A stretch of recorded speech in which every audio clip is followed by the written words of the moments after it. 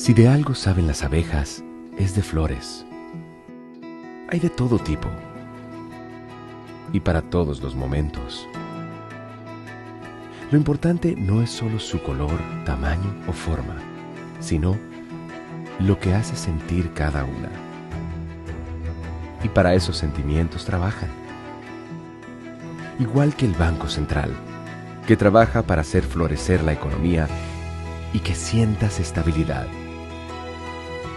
Para ese sentimiento de tranquilidad, para ese sentimiento de crecimiento y desarrollo, para que la primavera llegue a todos los sectores y los planes de muchos den grandes frutos. Banco Central de la República Dominicana, 75 años trabajando por una estabilidad que se siente. Este video es para ti, que estás pensando en qué hacer con esos ahorros que te han costado tanto trabajo, que quieres cumplir esa meta que te propusiste. Para ti, Banreservas ha creado el nuevo depósito a plazo digital, el primero del país. Ábrelo desde tu celular, en la app Banreservas, donde quiera que estés. Abramos uno juntos ahora mismo, para que veas lo fácil y rápido que es. Abre la app Banreservas y selecciona el producto, depósito a plazo digital. Empecemos conociendo todos los beneficios que el producto te ofrece. El primer paso será la calculadora, donde deberás ingresar el monto a depositar, elegir el plazo, el tipo de interés y ver la tabla de rendimiento. El segundo paso es seleccionar la cuenta desde donde se debitarán los fondos para la creación del depósito a plazo digital. Debes tener una cuenta Banreservas activa. Si no tienes, puedes solicitar la cuenta digital desde la app Banreservas. El tercer paso es los términos y condiciones. Y con esto ya estás haciendo crecer tu dinero mientras ahorras para cumplir tus metas. Abre tu depósito a plazo digital desde la app Banreservas con una cuenta activa. Banreservas, el banco de todos los dominicanos.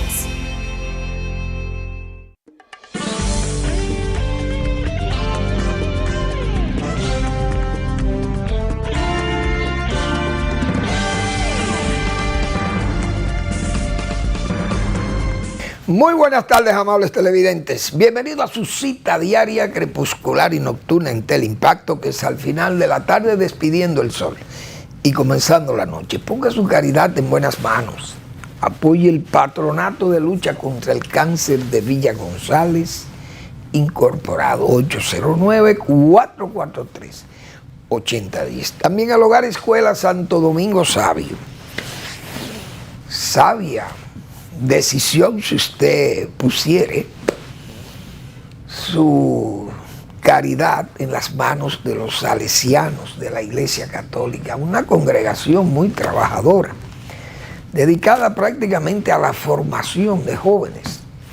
Y aquí hacen una labor extraordinaria, formando jóvenes que están en alto riesgo en la sociedad.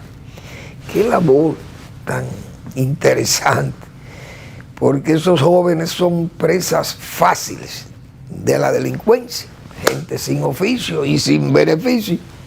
Imagínense dónde terminan. Es un verdadero vivero para el crimen. Y los salesianos, señores, los forman como verdaderos ciudadanos. Avenida Independencia, casi esquina Avenida General Gregorio Luperón en Santo Domingo. Bien. Los agrónomos somos muy respetuosos con los agroquímicos. Son productos que tienen muchos cuestionamientos, pero por su alta toxicidad, algunos. Otros, la industria ha ido corrigiendo esos. No tanto la toxicidad, sino la biodegradación del producto. Que los productos no se acumulen en los sistemas radiculares o en los frutos, en los vegetales, en lo que se aplican, porque entonces esas trazas tienden a dañar la salud de los consumidores. Entonces la industria ha velado siempre, porque siempre se ha estado trabajando con esos productos. Y Entonces se han ido también detectando fallas, se van corrigiendo y hoy tenemos muchos productos de eso, la gran mayoría de insecticidas y herbicidas, nematicidas, acaricidas, bueno, agroquímicos, en general hasta los abonos mismos que se aplican a los suelos son biodegradables, no se fijan al suelo, habían unos productos antes que se fijaban al suelo y hacían mucho daño también, la salud desconocíamos esas cosas. Así fue pasando con la salud pública, que iba también utilizando de estos productos, principalmente el DDT, dinitrotolueno, no me acuerdo cómo era que se llamaba, cómo se llama el DDT, dinitrotolueno, no sé, no recuerdo, eso es el DDT. El DDT fue un producto que se utilizó en la agricultura, pero entonces era un producto muy peligroso también, se determinó que tenía esas características de no degradable, se fijaba y era muy complicado, entonces eso se fueron eliminando. Pero ese producto, la salud pública usó el DDT como el producto estrella para combatir el mosquito, principalmente el mosquito de la malaria, porque no conocíamos tanto de dengue, por lo menos hace mucho tiempo atrás. Pero el DDT se hicieron campañas mundiales con el DDT y fue un producto estrella de combate al mosquito y se eliminó la malaria en sitios casi, eso es endémico, eso fue África y muchas zonas de Centro y Suramérica y aquí en el Caribe, por todos los lados del mundo, en las zonas tropicales principalmente. Esos mosquitos fueron terribles con la malaria, pero ahora tenemos el dengue y el chikungunya y todo esto y se ha complicado más, porque el mosquito sigue haciendo estrago. Entonces, yo como agrónomo siempre he defendido las zonas arroceras principalmente y plataneras, o bananeras y plataneras de musáceas, porque en esas zonas se aplican muchos productos químicos, insecticidas principalmente, para control de plagas en el arroz y en las musáceas. Son dos cultivos muy extensos del país y en muchas áreas está sembrado en forma extensiva también, o intensiva, mejor dicho. Y eso requiere las aplicaciones aéreas y también las aplicaciones manuales con rociadores especiales que ya la gente común y corriente los ve porque son agitadas, el líquido se agita con un motor y ese motor a altas velocidades rompe el líquido y lo convierte en micropartículas. Y así mismo pasa con las rociadoras de helicópteros y avionetas, etcétera, etcétera. Y entonces yo siempre he defendido que si es por agua estancada, los mosquitos en las zonas arroceras debieran hacer estragos con respecto al paludismo, esa cosa de la malaria o el dengue y todas estas enfermedades, porque ahí hay muchísima agua acumulada. Sin embargo, yo sigo defendiendo que esas zonas son muy específicas para las fumigaciones aéreas y las fumigaciones intensas que se hacen a ese cultivo del arroz, porque es un cultivo muy uniforme y son grandes cuadros, grandes espacios que se tienen que fumigar y entonces conlleva además, se cierra mucho ese cultivo y las máquinas no pueden ni caminar porque se deterioran muchísimo, el cultivo se deteriora y los niveles de drenaje y etcétera, etcétera.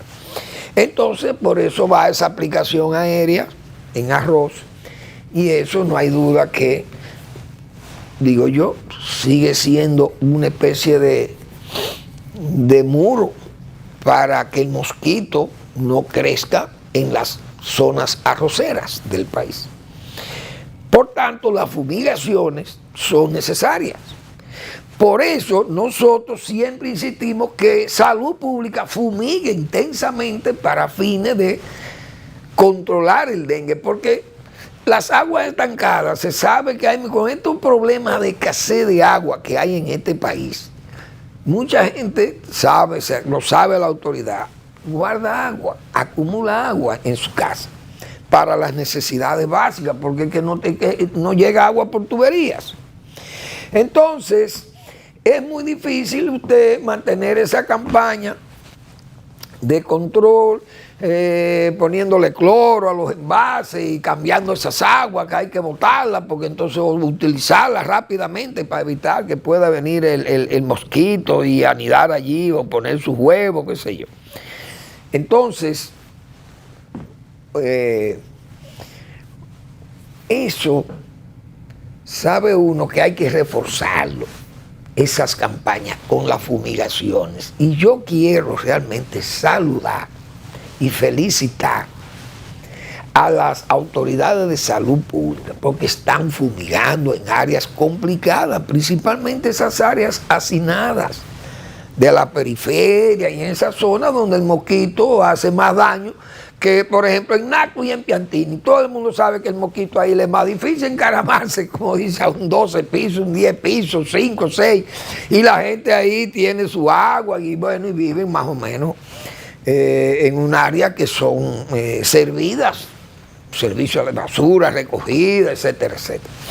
No, las aguas no se estancan tanto porque están pavimentadas las calles, hay drenaje malo, pero se hace el trabajo. Entonces, el Ministerio de Salud Pública tiene una campaña de fumigación ahora mismo que uno tiene que saludarlo. Yo felicito al ministro de Salud Pública que ha dispuesto para eso, las autoridades han dispuesto fumigar, porque ese es el mejor método para acabar con esa plaga, se llama las fumigaciones. Y eso lo implementan en el mundo entero. Y ya, repito, esos productos son biodegradables, se degradan rápido también, no se acumulan en áreas que puedan afectar la salud, porque son áreas abiertas, a menos que usted reciba las emanaciones de las micropartículas, que usted las aspire y esas cosas puedan afectar la salud, como se ha pasado con algunos niños en escuelas que son vecinas a los campos arroceros, principalmente en las áreas del Cibao Central y Nordeste. Pero hay que saludar esa campaña porque, repito, con eso que se controla el mosquito, dice Manuel Fermín, que es agrónomo. Y nosotros lo que nos enseñaron fue a matar plagas, combatir las plagas con productos con agroquímicos. No es verdad, como dijo una vez un ministro, que cada dominicano que mate 4 o 10 mosquitos con las manos y acabamos con esa plaga. Realmente fue jocoso aquello y además tal vez una imprudencia por parte del ministro de esa oportunidad, que fue verdaderamente tan desafortunada esa sugerencia que hiciera él. En un momento parece que lo tenían muy acosado. Bueno, entonces, señores, de los Estados Unidos todavía se va a seguir hablando de ese atentado de Donald Trump, porque la verdad es que hay muchas zonas oscuras de ese atentado, pero bien, ya los medios comienzan a preocuparse porque hay mucha desinformación, no hay duda, y ese comportamiento del servicio secreto, la verdad que ha sido muy cuestionado. Yo decía ayer, ¿cómo es posible que no haya por lo menos un dron que vigile los techos y todo, cuando aquí, señores, hace 50 años que Balaguer ponía guardia en los techos? Yo me acuerdo, los guardias en los techos del área cercana donde Balaguer iba a hacer un acto público. Se colocaban militares en los techos para mirar, a tener otear, mejor dicho, el ambiente, el entorno de donde iba a estar el presidente de la República. Y más un hombre como Balaguer, con tantos adversarios, y uno sabe que había gente que se podía prestar a cualquier canallada de esa, de atentar contra la vida del presidente, y hubo intentos, porque una vez Juan Bosch señaló profesor Bo señalaba que hubo un comando de la izquierda que intentó una voladura de la zona ahí, a la salida de la casa de Balaguer, desde una alcantarilla, volar una alcantarilla y explosionar allí una bomba poderosa para volar a Balaguer con todo y su comitiva. Y Balaguer siempre, yo recuerdo que decía que a él no lo iban a agarrar asando batata, porque esa fue la verdad. Aquí mataron a Lili porque andaba solo. Pero si Demetrio Rodríguez o Perico Pepín, una gente de esa, hubieran dado en ese estado mayor ahí con él. No es verdad que asesinan o lo matan. Había que pelear con esos abuesos, esos hombres como Demetrio y como ese Pepín, Perico Pepín, hombre de arma a tomar y un tipo violentísimo y además de un hombre muy de firmísima adhesión a Lili, a Heró, a su jefe, un hombre de una amistad casi reverencial hacia su jefe. Entonces Lili andaba solo. Aquí Trujillo andaba solo, por eso lo mataron, pero si 3 o 4 vehículos del CIN le siguen, no es verdad que matan a Trujillo así fácil, había que una pelea grande, era imposible, digo yo. A menos que hubiera una decisión de suicidio político, de suicidio, mejor dicho, bueno, vamos a batirnos a balazo con él y su gente, salga lo que salga, eso era distinto. Pero Trujillo andaba solo. Balaguer, que vio todo eso y sabía cómo eran las cosas, siempre decía que a él no lo iban a cazar asando batata. Es decir, iba a estar cuidado y de hecho se protegió toda su vida Balaguer como gobernante. Entonces, estos gobernantes y estos líderes tienen que protegerse. Ese señor, el líder de Eslovenia, ese hombre le dieron un tiro, una cosa ahí a quemarropa. Así mataron en Suecia, aquel líder político, que no recuerdo su nombre ahora, pero lo asesinaron solo en una calle caminando frente a un cine. Eso es con todo, como está esa Europa llena de musulmanes y de subsaharianos y gente de todos los sitios que uno ni sabe. Ya en Europa los líderes tienen que andar con escoltas muy cerradas porque que hay demasiado gente con muchas inquietudes y mucha droga y muchas cosas y muchos problemas políticos y geopolíticos, qué sé yo. En Rusia es difícil cazar a Putin porque se anda con ese ni sale a la calle. Putin ni se deja ver. Ese no se deja ver. Los chinos son iguales también. Fidel Castro siempre fue un exceso para cuidar a Fidel Castro. Los presidentes americanos, a pesar de todo, se cuidan menos, pero son víctimas de atentados. Entonces, el servicio secreto, digo yo, ¿cómo es posible que no tuviera un dron ahí? Entonces, como con unos nombres raros, inmediatamente dieron el nombre de un muchacho que no era ese y mataron a otro. Entonces, una cosa como que fue una confusión ahí, no sé. Y que el muchacho lo dejaron que le disparara a Trump. ¿Cómo es posible? Si usted lo están apuntando, 2 agentes del servicio secreto con fusiles, con mira telescópica, mirando al tipo, pero no se sabe. Dijeron ellos que los jefes del servicio secreto le dijeron que no le dispararan. Entonces, que había una conspiración para que mataran a Trump. Porque no se explica eso. Es decir, una persona con un arma era suficiente para ser apartado del camino inmediatamente. Y esas cosas no se puede jugar con ello. Entonces, hay muchas especulaciones con respecto a ese atentado de Trump. Pero lo que llama la atención ahora es a quién ha escogido como segundo. Ayer decíamos nosotros, un joven que se ve, 39 años, senador por el estado de Ohio, senador federal, pero ese joven fue un crítico severísimo de Trump, pero ahora luce como un renegado. Ahí está J.D. Vance, un elemento que fue un crítico severo que criticaba y decía que Trump era un desastre moral. Es decir, él era partidario de que a Trump se le combatiera por ese lenguaje tabernario, ese lenguaje prostibulario de Donald Trump, esa conducta inmoral y todas esas habilidades mundanas del señor Donald Trump, obviando muchas veces diríamos esos,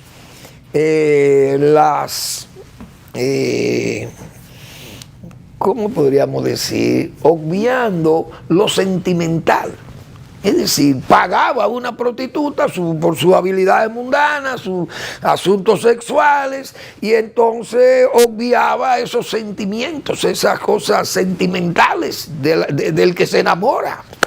Entonces él fue un crítico, ahora es un renegado, y como bien lo ha señalado el señor Joe Biden, con mucho acierto ha dicho, él es un clon de Trump. Y yo le agrego, un clon servicial de Trump. Vamos a la pausa.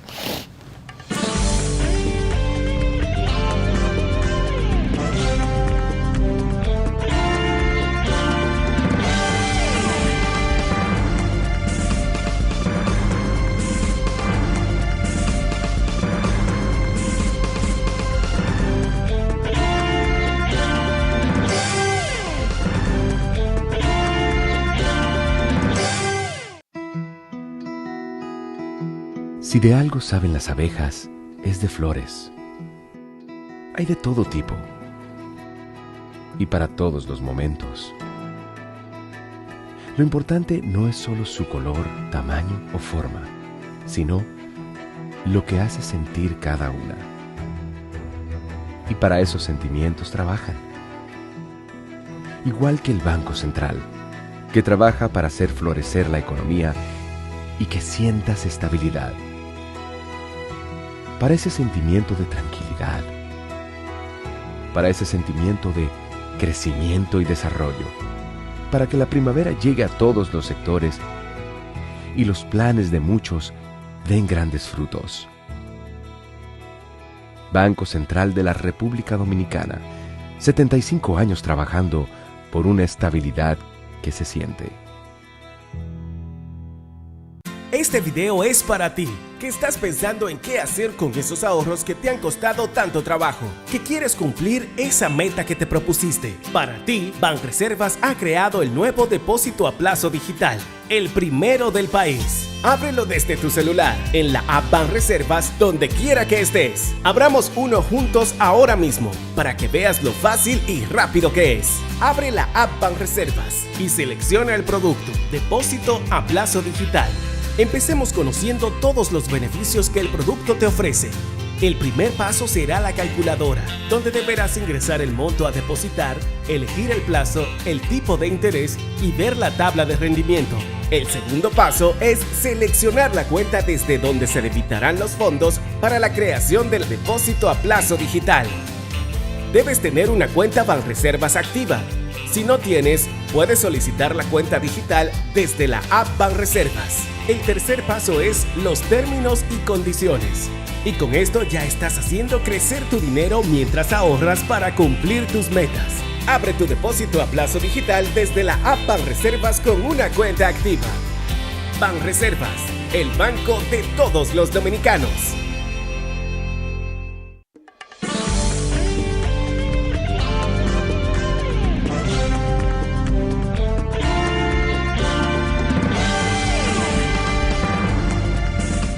Bueno, muy bien, señores, la justicia norteamericana sigue en ese caso de esa politización y se ha visto, eso se ve feo, esos jueces, había una jueza ahora, libera también el caso de Trump, otra vez te cae Trump con los papeles secretos, altamente secretos del Estado norteamericano. Y no solamente sacados y poseídos o retenidos por Donald Trump. No, eso no es tan grave. Es decir, que él se llevara esos papeles a su casa, vamos a suponer que se le olvidó que esos papeles estaban ahí, o no se acordaba de qué papeles eran esos y pensó que eso no tenía tantísima importancia y dejó esos papeles y allá se fue a la vida, diríamos, civil, normal, comercial de él o empresarial, y se olvidó de esos papeles. Muy bien. Yo creo que hasta ahí es comprensible, un hombre con tantas ocupaciones como el propio Trump. salir en la forma también como salió del poder, atropellando y atropellado, según él, vencido por un fraude y toda aquella violencia que generaron sus palabras tan destempladas y ese lenguaje siempre hostil de él, de no solamente tabernario, sino ese lenguaje de turbero, como se vio el 6 de enero. Entonces, ¿qué era lo grave de esos papeles de Mar-a-Lago de Donald Trump? Es que él se negó a entregar esos papeles. Primero negó que lo tenía y segundo que se negó a entregar los papeles que se le estaban requiriendo, que eran cosas de alta seguridad para el Estado norteamericano. Y aunque él hubiera sido un expresidente, no justificaba tener esos documentos según las autoridades. Pero la jueza ha determinado que eso no es pecado, que eso no es delito, que eso también encaja dentro de su inmunidad como presidente de los Estados Unidos que fue. Esos papeles no importa que se los pudiera llevar, pero el que los retuvo no lo quiso devolver y el FBI lo que quería era que le entregaran sus papeles, esos papeles que requería el Estado norteamericano por vía judicial. Y la jueza dice que no. Oigan qué republiqueta es Estados Unidos, que tanto que no criticaban, pero es una república bananera, pues la justicia norteamericana está en el suelo. Y el propio Trump dijo que si él ganaba le iba a reformar, pero ahora debe estar muy contento con estos jueces, porque todo a nadie le amarga el dulce, como dice. Y es penoso ver eso en un país como Estados Unidos, que todo se ve como arreglado, la justicia le ha arreglado el mundo a Donald Trump. Donald Trump es tan dichoso que los jueces le han arreglado el mundo por ese lado. Y ahora viene y se salva de una situación tan grave como esta, de ese tiro que no le afectó un área vital y que solamente le rozó esa oreja ahí. Y eso pues lo catapulta, como dicen, hoy anda ya casi exigiendo que le den la banda presidencial. Pero bueno, así es que está Estados Unidos y eso es muy lamentable. Bueno, el presidente Abinader aquí dice que se siente seguro, que no tiene miedo, que está... Y yo creo que el presidente Abinader puede decir eso en el sentido de que todos los dominicanos le respetamos, apreciamos su modestia cristiana que tiene, un hombre tranquilo, y eso es respeto, lo tiene el pueblo dominicano, por ese lado puede dormir tranquilo. Ahora, lo inexplicable es que el presidente no tiene miedo, pero su escolta parece que sí tienen miedo, porque han cerrado una calle. La calle donde vive el presidente está cerrada, por ahí no se puede pasar en vehículo. ¿Y cuál es el problema? Es decir, ¿cuántas cananas se ha echado el presidente Abinader encima como para que haya un cerco, un cuidado tan cerrado con él que, repito, puede tener una escolta que lo cuide, pero no que cierren una calle, como porque no se puede pasar por ahí. Yo no sé si los transeúntes se arriesgan a pasar, los que van a pie, pero si usted va en vehículo no puede pasar por la calle que está frente a donde está la casa del presidente, porque eso se supone que es una calle abierta. Bueno, entonces se contradicen. Los escoltas del presidente contradicen al presidente, porque el presidente no tiene miedo. Entonces, si no tiene miedo, ¿por qué que ponen eso así? Porque aquí si había un hombre que se echó canana, como se dice, desde el poder, se llama Balaguer. Y usted pasaba por la casa de Balaguer y lo grande que vivían 3 indigentes, vivían frente a frente en la calzada, pegado en la pared de Balaguer, de la verja, era parte de la habitación, si cabe, de los indigentes que vivían tirados ahí en la casa de Balaguer, y nadie se atrevía a quitar a esa gente de ahí. Y que conste que él no vivía solo ahí, él vivía solo allá atrás, pero sus hermanas estaban ahí en su casa. Y esos indigentes, nadie se atrevía a mover a esa gente de ahí. Así como la enana que siempre estaba barriendo enfrente, y esa gente... eran gente que Balaguer no molestaba a nadie. Esa Máximo Gómez nunca fue cerrada, porque ni en las peores crisis de ese gobierno de Balaguer, que hay que ver las crisis políticas, hasta golpe de Estado, imagínense que a Balaguer, imagínense guerrilla de Camaño y la cantidad de problemas que hubo en este país en esos 12 años de ejercicio gubernamental de Joaquín Balaguer, y nunca esa calle, la Máximo Gómez, que yo recuerde, fue cerrada por una situación política, a menos que tal vez un mitin, una cosa, ni siquiera con los mítines, ni siquiera con la entrega de juguetes y esa cosa. Creo que había momentos en que se cerraba parte de la calle, pero no la calle total. Pero era una situación de mucha gente ahí, yo recuerdo. Pero eso no se hacía. Pero ahora usted paga para encontrar frente a la casa de un político en este país. Un político, ni siquiera un político de primer nivel, de los políticos de segundo nivel. Usted puede pagar y usted no encuentra ahí frente a ellos un indigente que se atreva a pararse frente a una casa, lo mandan a sacar de ahí inmediatamente. Sin embargo, aquel Judas, aquel traidor de Balaguer, aquel antipatriota, aquel neotrujillista, aquel fascista, aquel sátrapa, no le molestaban los pobres. ¿Qué cosa, eh? Pero bien, el presidente que revise entonces esas medidas tan extremas de que por los frentes de su casa no se puede pasar. Es decir, si un turista quiere ir a tirar una foto donde vive el presidente de la República, que eso, yo creo en una democracia abierta, eso no debe ser pecaminoso. Pero no se puede, a menos que lo permitan pasar a pie. Y yo dudo que le permitan tomar fotos, porque también eso es un peligro para ciertas escoltas o espalderos que se toman, también se extralimitan muchas veces. Esa es una verdad. Bien, pero el presidente tocó varios temas. Y el tema de la deuda, a mí me parece que el presidente está muy confiado. Y estos presidentes endeudadores son un problema porque ellos parece que no miden las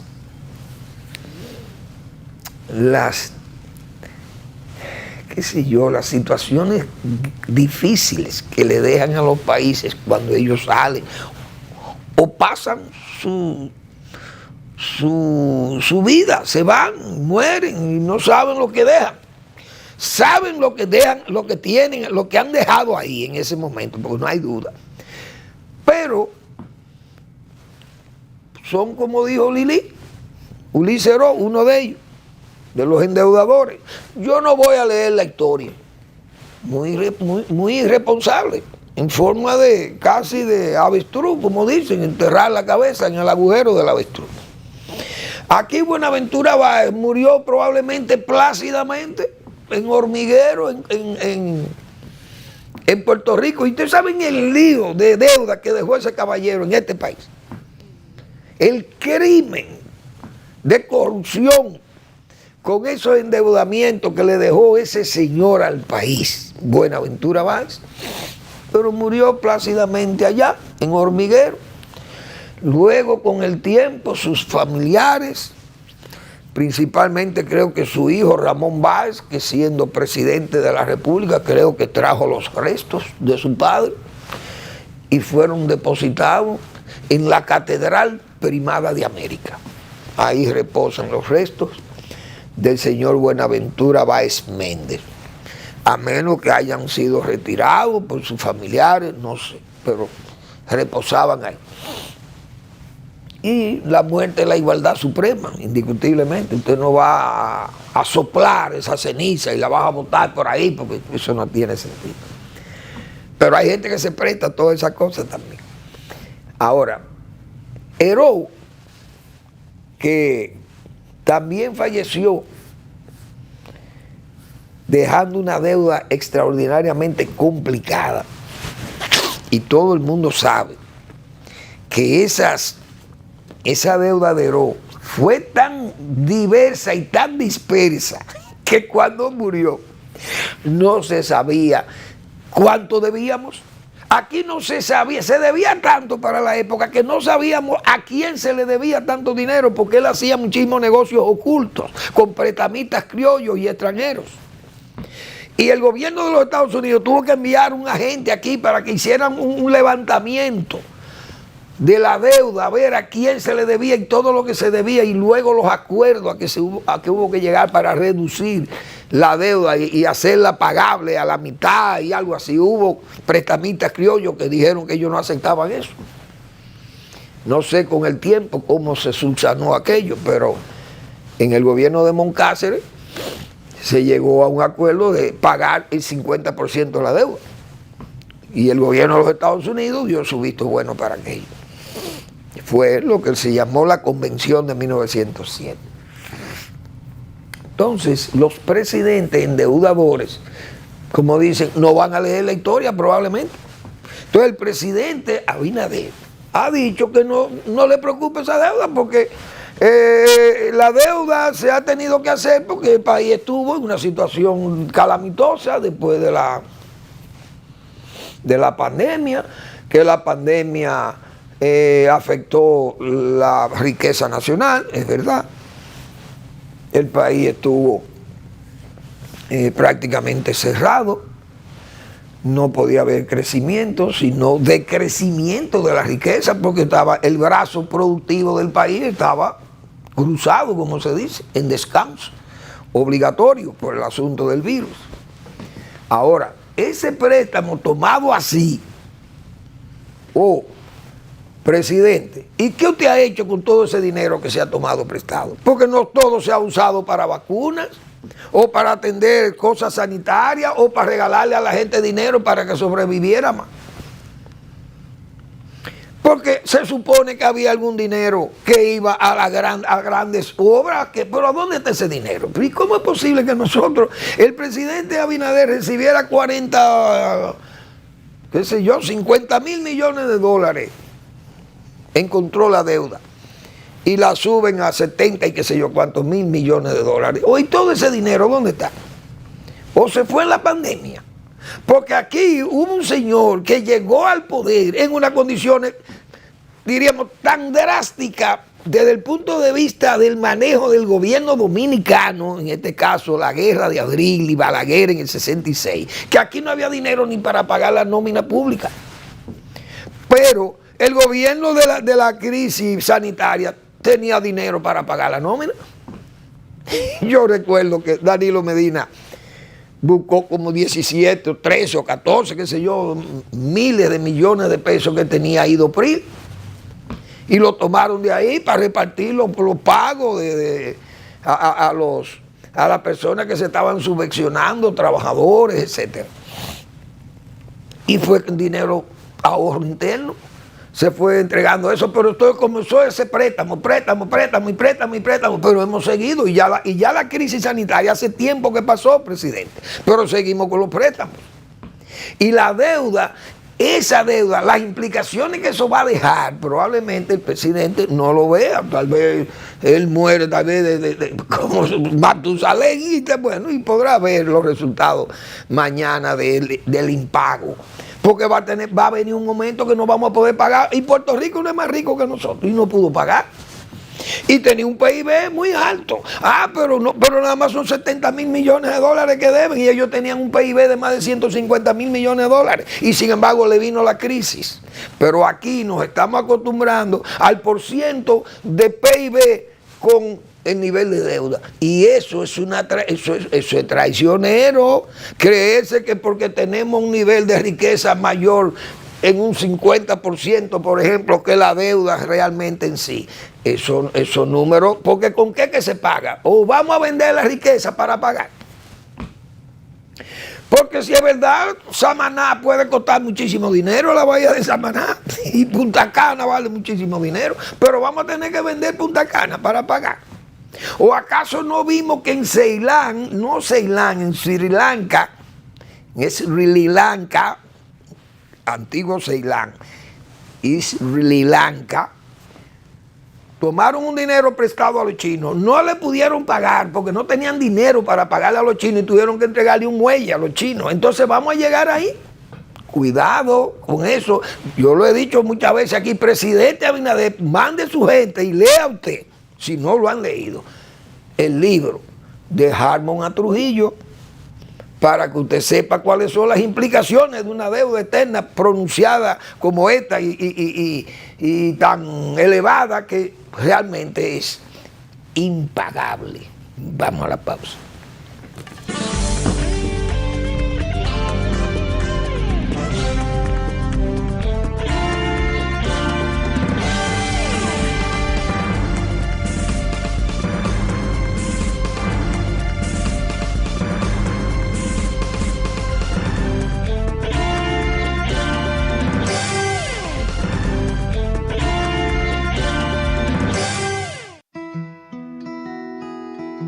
Si de algo saben las abejas, es de flores.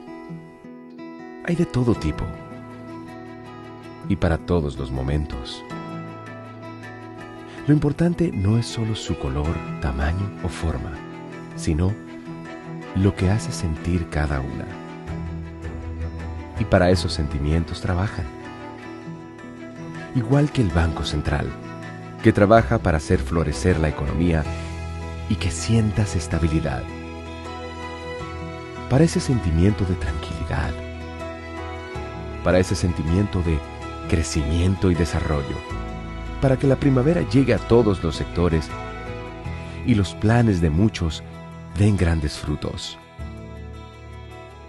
Banco Central de la República Dominicana, 75 años trabajando por una estabilidad que se siente. Este video es para ti, que estás pensando en qué hacer con esos ahorros que te han costado tanto trabajo, que quieres cumplir esa meta que te propusiste. Para ti, Banreservas ha creado el nuevo depósito a plazo digital, el primero del país. Ábrelo desde tu celular, en la app Banreservas, donde quiera que estés. Abramos uno juntos ahora mismo, para que veas lo fácil y rápido que es. Abre la app Banreservas y selecciona el producto, depósito a plazo digital. Empecemos conociendo todos los beneficios que el producto te ofrece. El primer paso será la calculadora, donde deberás ingresar el monto a depositar, elegir el plazo, el tipo de interés y ver la tabla de rendimiento. El segundo paso es seleccionar la cuenta desde donde se debitarán los fondos para la creación del depósito a plazo digital. Debes tener una cuenta Banreservas activa. Si no tienes, puedes solicitar la cuenta digital desde la app Banreservas. El tercer paso es los términos y condiciones. Y con esto ya estás haciendo crecer tu dinero mientras ahorras para cumplir tus metas. Abre tu depósito a plazo digital desde la app Banreservas con una cuenta activa. Banreservas, el banco de todos los dominicanos.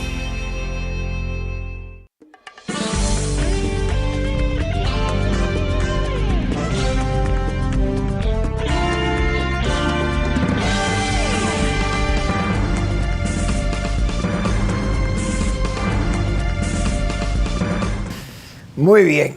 El presidente se refirió también, oí ahí que habló de un estadio, dice que no hay, es una vergüenza que no tengamos un estadio moderno. Yo creo que eso, primero él fue claro y dijo que el Estado no se va a involucrar en hacer una obra de ese nivel, porque sería una obra casi factuosa, diríamos de facto, porque aunque nosotros somos una nación importante en el béisbol, porque aportamos muchos atletas de alta calidad, de alto rendimiento.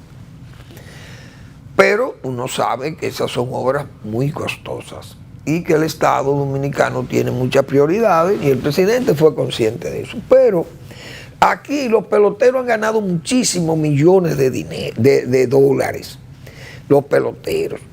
El sector privado puede involucrarse en eso porque, ¿y cuál es el problema? Eso es un negocio. Eso sería un estadio deportivo en un negocio como otro cualquiera. Usted lo que tiene que hacer es administrar su negocio. Porque en Estados Unidos todos los estadios son privados.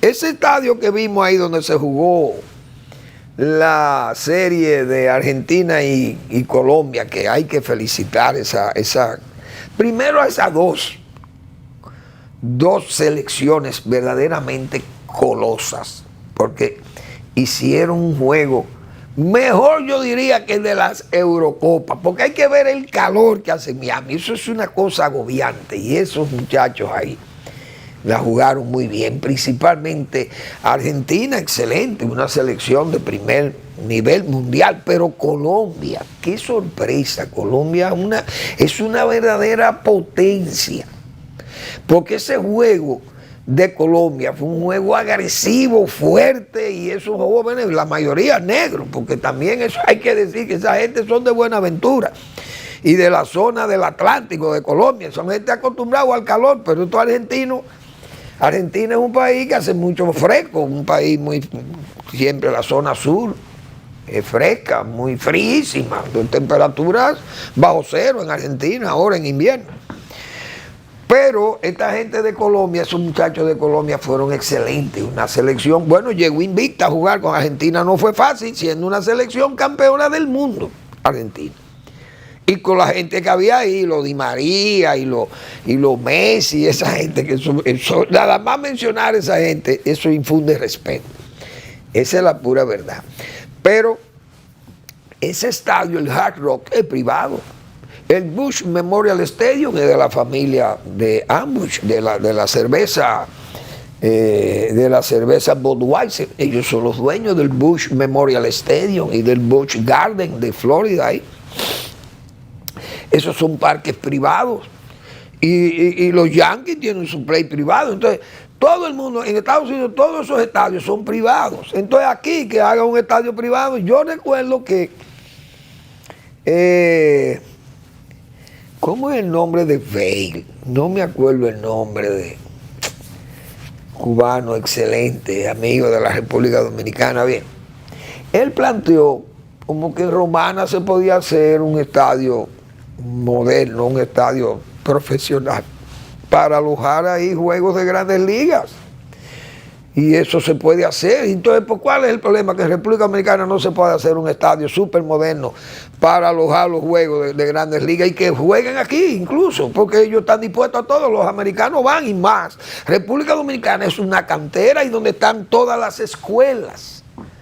Las escuelas de los principales equipos de béisbol del mundo, donde se juega el mejor béisbol del mundo, están instaladas en la República Dominicana. Es decir, República Dominicana con un buen estadio es un buen negocio, pienso yo, para los inversionistas criollos que se pueden ligar a inversionistas extranjeros y hacer una maravilla de parque aquí para intercambiar juegos de grandes ligas.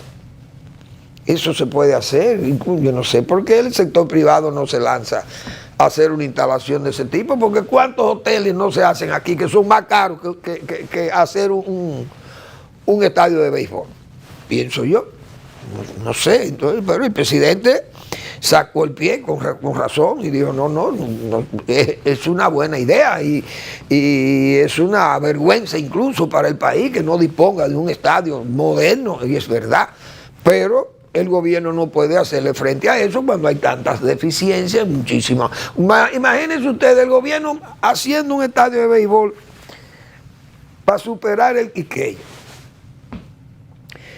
Y los residentes de la periferia con latitas buscando agua y el griterío diario aquí de la gente reclamando agua o reclamando servicios médicos, medicamentos de alto nivel para fines de atender enfermedades catastróficas. ¿Y cómo usted puede justificar una cosa de ese tipo? Es muy difícil. Entonces, y más, el gobierno mismo, que no ha sido tan efectivo con las grandes obras como nosotros hemos criticado aquí. Este gobierno le ha tenido miedo a las grandes obras, parece, a pesar de que arrancó esa línea de metro.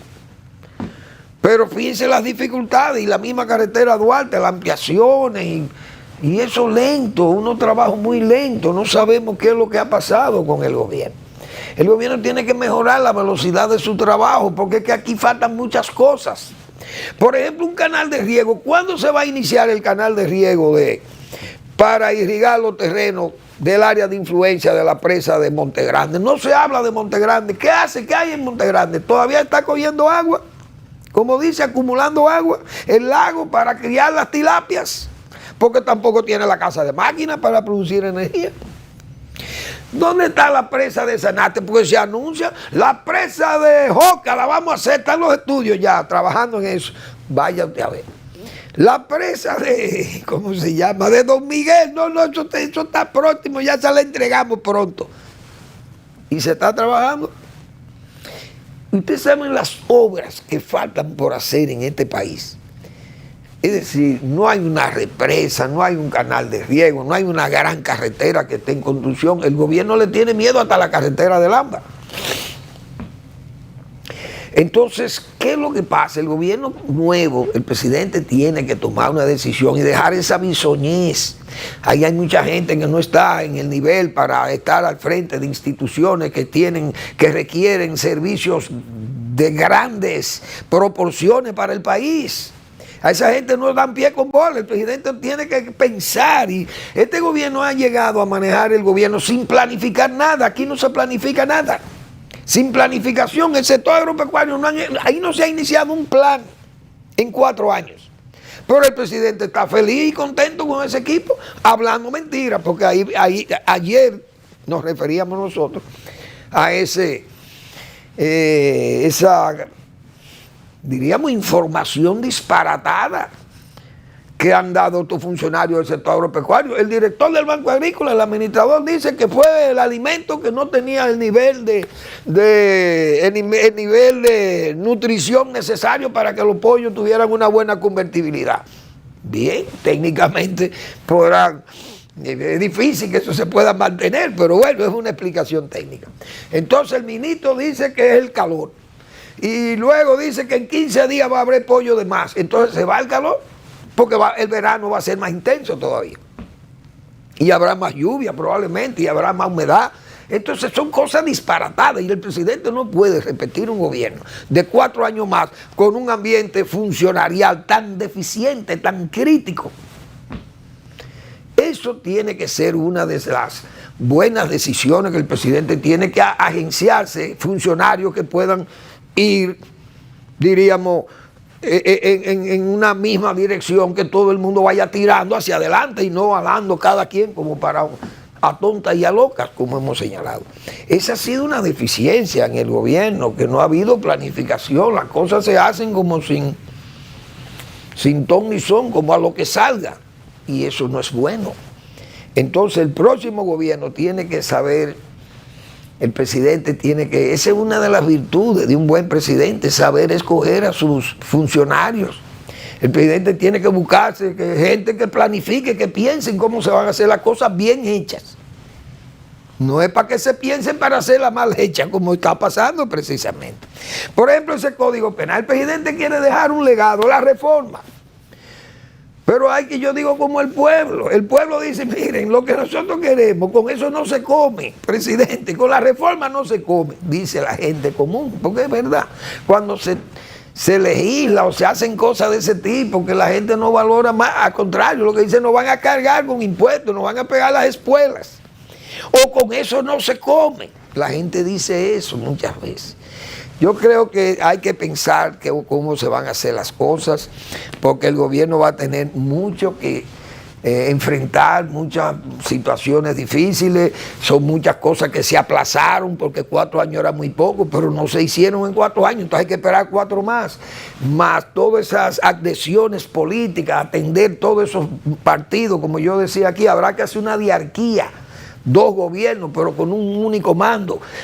Son situaciones verdaderamente difíciles que va a enfrentar el gobierno, y ojalá el presidente goce de la salud y goce de la protección divina, para que el pueblo dominicano no se desespere y termine en la ebriedad callejera o en ese remolino peligroso que es la calle también.